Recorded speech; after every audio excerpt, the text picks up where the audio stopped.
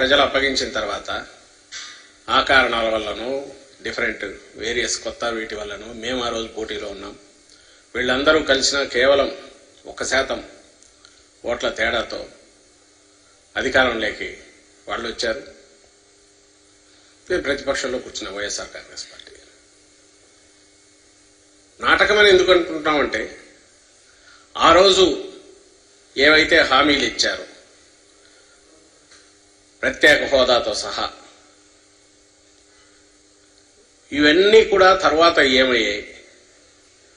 అలాగే ఆ కూటమి అధికారంలోకి వచ్చాక ఇక్కడ బీజేపీ వాళ్ళు పార్టిసిపేట్ చేశారు కేబినెట్లో, మంత్రివర్గంలో. కేంద్రంలో చంద్రబాబు నాయుడు గారి పార్టీ, తెలుగుదేశం పార్టీ ఎంపీలు వాళ్ళను అక్కడ కేబినెట్లో భాగస్వామ్యం తీసుకున్నారు. సో ఇది నిజమైన కూటమి లాగే నడిచింది.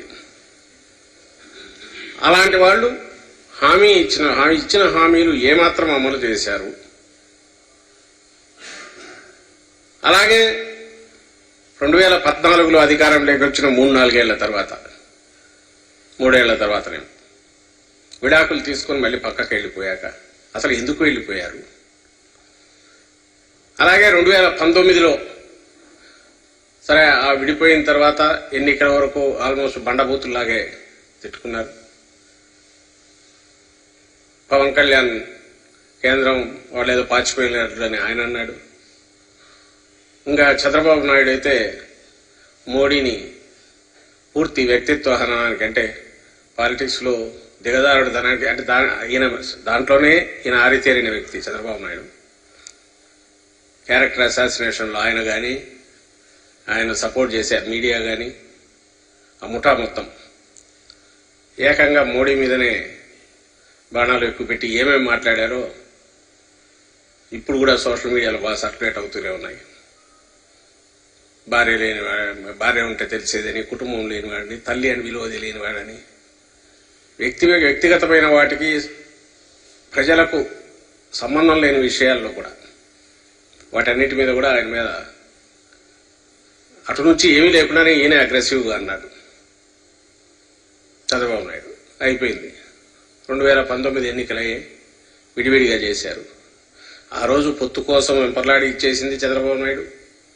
తర్వాత ఎప్పుడైతే యాంటీ ఇన్కంబెన్సీ ఓటు చీలాలనుకున్నప్పుడు 2019లో తన్నేసి బయటకు వచ్చేసి ఇండిపెండెంట్గా ఇచ్చేసింది చంద్రబాబు నాయుడు. ఈరోజు మళ్ళీ అదే చంద్రబాబు నాయుడు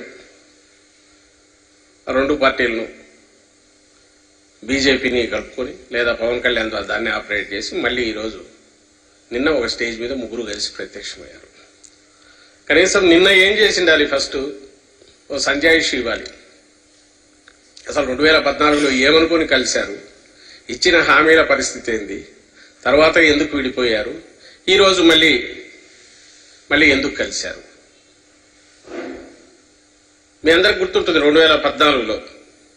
2014లో పొత్తు పెట్టుకోవడమే కాదు, 100ల కొద్దీ హామీలు గుప్పించడమే కాదు, అప్పుడు నారా చంద్రబాబు నాయుడు అనే సంతకంతో ముగ్గురి ఫోటోలు పెట్టుకొని ఇటు మోడీ, అటు చంద్రబాబు నాయుడు, ఇక్కడ పవన్ కళ్యాణ్ గారు. సరే ఎన్టీఆర్ ఆయనంటే ఎన్నికల సమయంలో అక్కడ పక్కన దుమ్ము దులిపి తీసి పెట్టుకుంటాడు, మళ్ళీ అయిపోగానే పక్కన పెట్టేస్తాడు ఈయనకు అవసరమైనప్పుడు. అప్పటికి ఇప్పటికీ బహుశా నేను అనుకోవడం తేడా అంటే 10 ఏళ్ళు అయింది కాబట్టి కొంచెం వయసు పెరిగింది, గడ్డాలు వచ్చింటాయి, ఇంకొంచెం పిన్నెట్సింటాయి, డిఫరెంట్గా వస్తా ఫోటోల్లో తేడా కనపడుతుందేమో అని మిగిలిందంతా సేమ్ వాళ్లే. కింద నారా చంద్రబాబు నాయుడు సంతకం. ఇది క్లుప్తంగా మేనిఫెస్టోలో ముఖ్యమైన హామీలు అవి ఇక్కడ పెడుతూ వీటన్నిటికీ మాది పూచి అని ఆ రోజు రాష్ట్రం అంతటా ఇల్లు మొత్తం పంచారు. దాంట్లో 4-5 చూస్తే ఇవి కాక 600 హామీలు ఇచ్చినట్టున్నాడు మేనిఫెస్టో. లేకపోతే అదైతే ఇప్పుడు దొరకట్లే. ఇదేమంటే అప్పుడే తీసి పెట్టుకున్నాం కాబట్టి ఆ తర్వాత డిలీట్ చేసేశారు మేనిఫెస్టో. ఇందులో రైతు రుణమాఫీ ఉంది, డ్వాక్రా రుణాల రద్దు ఉంది, ఆడబిడ్డ పుట్టగానే 25,000 రూపాయలు వేస్తామనేది ఉంది, జాబు కావాలంటే బాబు రావాలనే దాంతో ఉద్యోగం వచ్చే వరకు నెలకు 2,000 రూపాయలు నిరుద్యోగులకు ఇస్తామనింది. అర్హులందరికీ 3 సెంట్ల స్థలంలో ఉచితంగా పక్కా ఇళ్లు కట్టిస్తామనింది.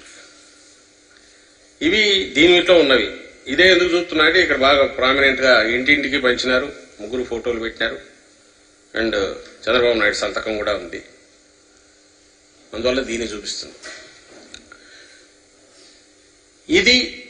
దీనికి సంజాయిషి ఇచ్చి ఉండాలి, ఎందుకంటే ఇవేం జరగలేదు కాబట్టి. ఏదర్ 1,00,000 కోట్ల దాకా ఉన్న రైతు రుణమాఫీ అరాకొర 10,000, 13,000 జరిగినట్టుంది 5 ఏళ్లకు. మీ బంగారం కూడా ఇళ్లకు తెప్పిస్తానన్న దాంట్లో అంతా కలిపితే 1,00,000 కోట్ల పైన ఉంది. దాంట్లో ఇచ్చింది 15,000 కోట్లు, 13,000 కోట్లు నాకు తెలిసి 5 ఏళ్లకు. ఇంకా మిగిలినవైతే అసలు ఏదీ లేవు. ఇంత అబద్ధాలు మోసపూరితమైనవి ఇచ్చి పైగా ఆ కూటమి అనేది కూడా పూర్తి 5 ఏళ్ళు కూడా ఉండకుండా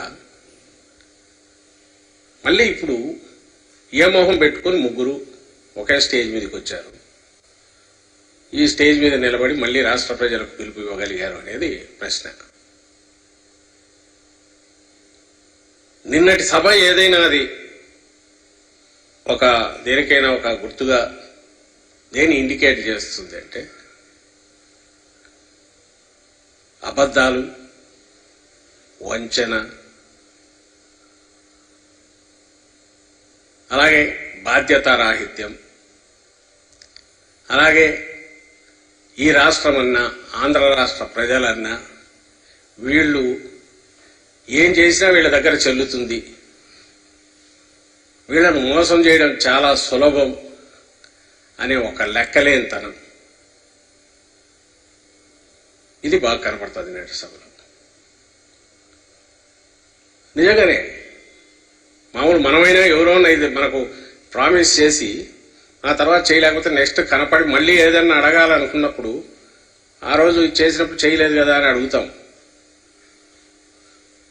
మరి రాష్ట్ర ప్రజలు అడగరనుకున్నారా, గుర్తు ఉండదనుకున్నారా, మర్చిపోయి ఉంటారనుకున్నారా? అంటే అందుకే ఇది లెక్కలేనితనం అని అనిపిస్తుంది. మనం ఏం చెప్పినా చెల్లుతుంది. ఎప్పుడైతే ఇది చెప్పలేకపోయారో, లేదు ఇప్పుడు ఏం చేస్తామనో చెప్తే నమ్మరను కేవలం జగన్మోహన్ రెడ్డి గారి మీద దుమ్మెత్తిపోయడం, నోటికొచ్చినట్టు ఆయన తిట్టడం. నిన్న మీరు గమనిస్తే రాష్ట్ర ప్రజలందరూ చూసి ఉంటారు. చంద్రబాబు నాయుడు కానీ పవన్ కళ్యాణ్ కానీ ఒక రాజకీయ పార్టీ అధ్యక్షులుగాను లేక ఒక రాజకీయ పార్టీ నేతలుగాను ఒక రాష్ట్రం పట్ల వాళ్ళకి ఏదైనా బాధ్యత ఉందనుకుంటే అది ఎన్నికలకు ముందు తిట్లతో మొదలుపెట్టి తిట్లతో ముగిస్తారా? లేక మేము ఏంటి చెప్పుకున్నా, లేదంటే మేము చేయాలనుకుంటున్నాం, లేదా ఇక్కడ వీళ్ళు చేయలేకపోయారు సో మేము వాళ్ళకంటే బెటర్గా మీకు ఇచ్చేస్తామని ప్రజలకు నచ్చజెప్పాలనే ప్రయత్నం చేస్తారా? అందులోనూ నిన్న 3 పార్టీలు కలిసి పెద్ద ఎత్తున మీటింగ్ పెట్టాలనుకొని అది ఫెయిల్ అయింది. That's a different issue. వాళ్ళు చెప్పిన దానికి అక్కడ జరిగిన దానికి అది డిఫరెంట్.